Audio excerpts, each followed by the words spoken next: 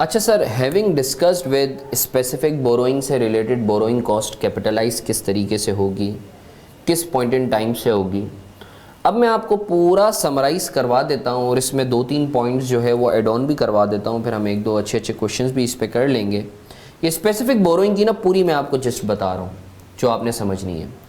Sir अगर तो specific borrowing है तो आपने जितना अमाउंट बोरो करा है उस पर जितनी बोरोइंग कॉस्ट बनती है वो सब की सब कैपिटलाइज होगी। मगर अगर कोई सरप्लस फंड है तो उसके ऊपर अगर कोई इनकम हो रही है तो वो भी कैपिटलाइज होगी।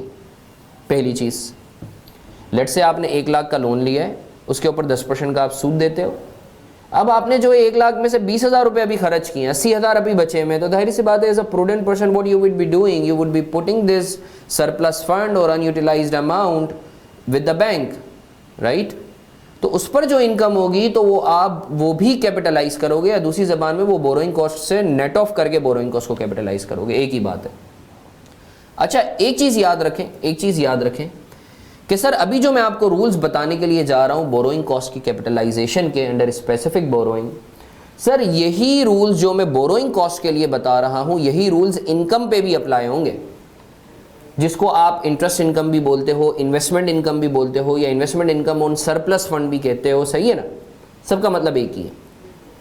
तो अब मैं आपको जो भी रूल्स बताने के लिए जा रहा हूं, सही है ना, मैं कॉस्ट के पर्सपेक्टिव से बताने के लिए जा रहा हूं, तो आपके दिमाग में होना चाहिए इनकम पे के लिए भी यही होगा, जिस पीरियड की कॉस्ट कैपिटलाइज होगी उस पीरियड की इनकम भी कैपिटलाइज होगी, और जिस पीरियड की कॉस्ट एक्सपेंस आउट होगी उस पीरियड की इनकम भी एक्सपेंस आउट मतलब पीएनएल में चार्ज आउट होगी। सर पहला rule under specific borrowing with respect to borrowing cost, sir late से आपने लोन लिया है 1 जनवरी को, काम स्टार्ट करते हो, खर्चा स्टार्ट करते हो एसेट पे 1 जुलाई को, तो आप जो कैपिटलाइजेशन स्टार्ट करोगे बोरोइंग कॉस्ट की, वो जिस दिन से खर्चा कर रहे हो आपने, जिस दिन से आपने उस एसेट पे खर्चा स्टार्ट किया है और काम स्टार्ट किया है, सही है ना, उस दिन से आप कैपिटलाइजेशन स्टार्ट करोगे। यानी अगर आपने 1 जनवरी को लोन लिया है, सही है, और काम स्टार्ट करे हो 1 जुलाई से, तो टोटल आप पे करोगे, अज्यूमिंग ईयर एंड 31 दिसंबर, आप टोटल पे कर रहे होगे 12 महीनों का, जनवरी से लेकर दिसंबर तक का सूद। मगर आप जो कैपिटलाइज करोगे वो जुलाई से लेकर दिसंबर तक का 6 महीनों का करोगे, और शुरू के 6 महीने एक्सपेंस आउट करोगे, मतलब पीएनएल में ले जाओगे, ठीक है सर।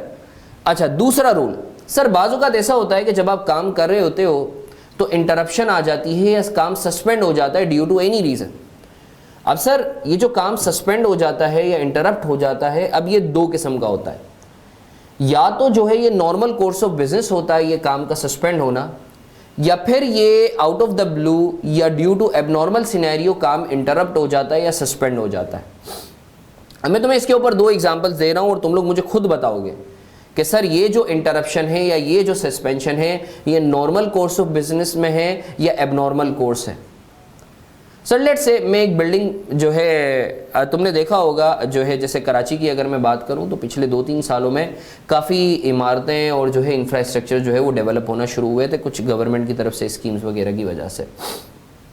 तो मैं जब भी गुजरता था एक जगह से तो जो है खुदाई के बाद जो है ना उन्होंने कुछ दिनों के लिए काम छोड़ दिया, 15-20 दिन के लिए। तो सर वो जो 15-20 दिन के लिए काम छोड़ा, सर वो क्यों छोड़ा काम उन्होंने, तुमने भी देखा होगा, जो जिनका अगर तुम लोगों में से किसी का ताल्लुक जो है अगर बिल्डर घराने से हो या कंस्ट्रक्शन में हो तुम्हारी फैमिली, तो यू वुड रियलाइज कि जब आप खुदाई कर देते हो तो उसके बाद फाउंडेशन को मजबूत करने के लिए जो है सिर्फ पानी डाला जाता है, बाकी काम करना छोड़ दिया जाता है ताकि जो है फाउंडेशन मजबूत हो। तो सर अब ये जो इंटरप्शन आ रही है 20-25 दिन की, sir is it normal course of business और abnormal course of business? Sir this is normal course of business, सही है, this is normal interruption period या नॉर्मल सस्पेंशन पीरियड। सर एक और एग्जांपल देता हूं मैं, सर लेट से एक बिल्डिंग कंस्ट्रक्ट हो रही थी, अचानक से जो है जो लेबर थी उसने स्ट्राइक कर दी, तो 1 महीने के लिए काम रुक गया। सर अब ये जो स्ट्राइक हुई है जिसकी वजह से काम रुका, इंटरप्शन, दिस इज नॉर्मल और एबनॉर्मल? This is abnormal. या गवर्नमेंट की तरफ से स्टे आ गया कि भाई आप यहां काम नहीं कर सकते, नॉर्मल या abnormal? Sir this is abnormal. Sir ये इसी तरीके से बाज़ औक़ात ऐसा होता है, एग्जामिनर क्या करता है कि वो सवाल में लिख देता है कि यूजुअल मॉनसून रेन, सही है ना, तो सर अगर तो वो लफ्ज़ यूजुअल करता है तो इट मीन्स कि सर वो नॉर्मल नेचर का है इंटरप्शन पीरियड। अच्छा सर, अगर सवाल में लिखा हुआ है अनयूजुअल किस्म का कोई, लेट से अर्थक्वेक आ गया या कोई डिजास्टर आ गया, तो अगेन दिस इज एबनॉर्मल। तो सर आप ये इंटरप्शन पीरियड नॉर्मल होना या एबनॉर्मल होना आप हमें क्यों बता रहे हैं? यार मैं इसलिए बता रहा हूं क्योंकि अब याद रख लो कि sir if interruption period is of normal nature तो you would keep capitalising the borrowing cost and relevant income in that period. But अगर इंटरप्शन या सस्पेंशन पीरियड एबनॉर्मल नेचर का है तो फिर आप उस पीरियड की इनकम और कॉस्ट दोनों को एक्सपेंस आउट करोगे। एबनॉर्मल नेचर का अगर इंटरप्शन या सस्पेंशन पीरियड है तो उस पीरियड की इनकम और कॉस्ट जो है वो एक्सपेंस आउट होगी। अच्छा सर, अगर सवाल में कुछ नहीं लिखा हुआ, एबनॉर्मल है या नॉर्मल है, वी कांट एक्चुअली प्रेडिक्ट, सिर्फ लिखा हुआ है कि भाई इंटरप्शन इतनी थी, तो सर आप जो भी चाहो अज्यूम कर लो। सवाल में अजम्पशन जवाब देते हुए एग्जाम में अजम्पशन लाजमी लिख देना। बट मैं होता तो सर मैं ये अज्यूम करता एबनॉर्मल है, इंटरप्शन जो है वो एबनॉर्मल है, ठीक है ना, अजम्पशन लाजमी लिख देना। तो सर आई एम श्योर आपको ये चीज़ क्लियर है कि सर इंटरप्शन या सस्पेंशन पीरियड होता क्या है, नॉर्मल कब कहलाएगा, एबनॉर्मल कब कहलाएगा, और इस पीरियड की कॉस्ट और इनकम को जो है आपने क्या ट्रीट करना है, और एग्जाम में अगर नॉर्मल या एबनॉर्मल के हवाले से कुछ ना लिखा हो तो आपने क्या अज्यूम करना है। मैं होता मैं एबनॉर्मल अज्यूम करता, तुम जो भी अज्यूम करो बट अजम्पशन लाजमी लिख देना एग्जाम में। अच्छा sir, last but not the least area with respect to capitalisation of borrowing cost, ये पूरा स्पेसिफिक बोरोइंग तुम्हारा समराइज हो जाएगा। सर सवाल ये पैदा होता है, आपने लोन लिया है 1 जनवरी को, 5 सालों के लिए लोन लिया है, एसेट आपका डेवलप हो जाता है 1 साल में, आपने उसी एसेट के लिए लिया है, तो सर क्या आप 5 सालों तक की जो बोरोइंग कॉस्ट है उसको कैपिटलाइज करोगे एसेट की कॉस्ट में? यानी हर साल आप सूद पे कर रहे हो और एसेट कंप्लीट हो गया, आप इस्तेमाल कर रहे हो, मगर आप क्या कैपिटलाइज करते रहोगे?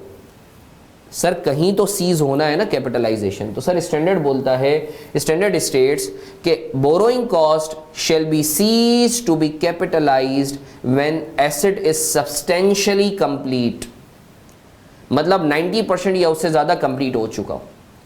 सर हमें कैसे पता चलेगा एग्जाम में सब्सटेंशियली कंप्लीट है? सवाल में लिखा हुआ होगा कि सब्सटेंशियली कंप्लीट इस पॉइंट इन टाइम पे हो रहा है। यानी सर अगर लेट्स से मैं लोन ले रहा हूं 1 जनवरी को, काम भी स्टार्ट कर रहा हूं 1 जनवरी को, एसेट सब्सटेंशियली कंप्लीट हो रहा है नवंबर में, ईयर एंड 31 दिसंबर में, टोटल पे कितने महीनों का करूंगा? 12 महीनों का। कैपिटलाइज कितने महीनों का करूंगा? 11 महीनों का। और एक्सपेंस आउट कितने महीनों का करूंगा? 1 महीने का। मैं लोन ले रहा हूं 1 जनवरी को, मेरा एसेट सब्सटेंशियली कंप्लीट हो रहा है लेट्स से 31 अगस्त को, तो मैं पूरे 12 महीनों का कैपिटलाइज करूंगा, सही है, वो आई एम सॉरी पूरे 12 महीनों का पे करूंगा, जनवरी से दिसंबर तक का। कैपिटलाइज करूंगा 8 महीनों का, जनवरी से अगस्त तक का, और बाकी 5 महीनों का कॉस्ट और रिलेवेंट इनकम एक्सपेंस आउट करूंगा। तो सर आई एम श्योर आपको ये चीज़ क्लियर है कि सर किस पॉइंट इन टाइम से आप जो है कैपिटलाइजेशन स्टार्ट करेंगे। अगर कोई सस्पेंशन या इंटरप्शन है, so how you are gonna treat that suspension और इंटरप्शन, ठीक है। और नंबर 3 सर कैपिटलाइजेशन जो है आप सीज कब करोगे? जब एसेट सब्सटेंशियली कंप्लीट हो जाए। इंटरप्शन पीरियड के हवाले से सर आपने बोला कि सर आप समझते हैं कि बेहतर जो है वो एबनॉर्मल अज्यूम करना है, तो भाई मैं इसलिए एबनॉर्मल अज्यूम कर रहा हूँ क्योंकि नॉर्मली इंटरप्शन नहीं होती किसी भी काम में, ठीक है ना। आप फिर भी चाहो तो देखो अकाउंटिंग और IFRS it's you know based on the subjectivity ना, और एग्जामिनर जब आपको जो है ओपन पेज दे रहा है so you can take any assumption, अगर वो कुछ नहीं बोल रहा तो अजम्पशन लाजमी लिख देना, ठीक है सर। मार्क्स तो नहीं घटेंगे अगर हम आपकी बात से डिविएट, अरे भाई कुछ नहीं होगा, ठीक है सर। तो आई होप सर आपको स्पेसिफिक बोरोइंग के हवाले से बोरोइंग कॉस्ट की जो ट्रीटमेंट और मॉडलिटीज़ हैं, सही है सर, उस पर क्लैरिटी होगी।